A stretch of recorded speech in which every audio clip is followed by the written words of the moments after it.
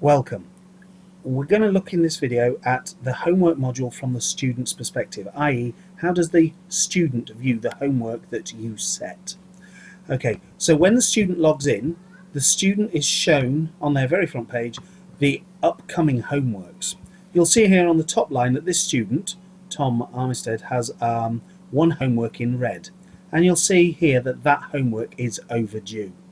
The reason the homework's overdue is because the student has not checked the homework off as complete.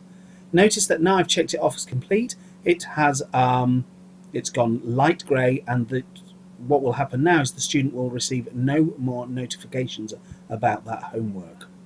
You'll notice that now I mark the homework off as complete. Once the page is refreshed, the student will no longer get that notification on the front of their Wisdom page. So essentially, as far as the system is concerned, the homework has been complete. The student will receive no more email reminders, their parents will receive no more email reminders, and then the student now can see the next most important or next upcoming piece of homework. The student can click on more over here to get more detail about the homeworks, or they can click on the plus here. What this will do, this will take them into the module, and then they will see a great deal more information about upcoming homeworks. Obviously the student can read their homeworks here, they can see the teacher that set them, they can see the date they're done. If the student has done the homework, they would check that box and check it as complete. This would then be removed from this list of homework and would not appear here. The student also has the option here in the student notes of adding their own notes to the homework. For example, they might find a website that they think was useful for the homework, and they could paste that website in so that when they're doing their homework, they've got quick access to that website. They could add notes, they could add anything else at all that would allow them. They could even put the homework in their own words as well, so they might understand it a little bit better. There's also this option up here, add a self-task. This is very good for setting differentiated homework.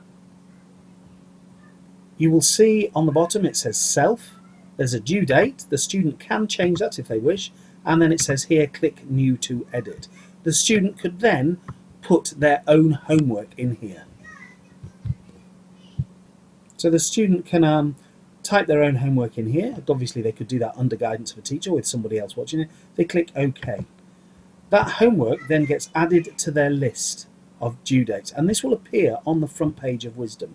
And you will see that that homework now appears on the front page of Wisdom. Again, it will become overdue until they'll get reminders, and again, of course, they can check it off as complete.